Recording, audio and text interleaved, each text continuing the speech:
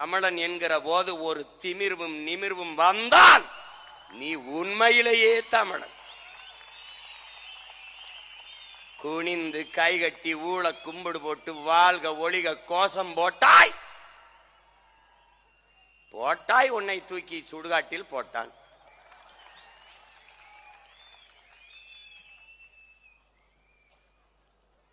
அரசியல் வரலாற்றில் வாழ்க ஒளிக கோஷம் இல்லாத ஒரே அரசியல் கட்சி நாம் தமிழர் கட்சி தான்.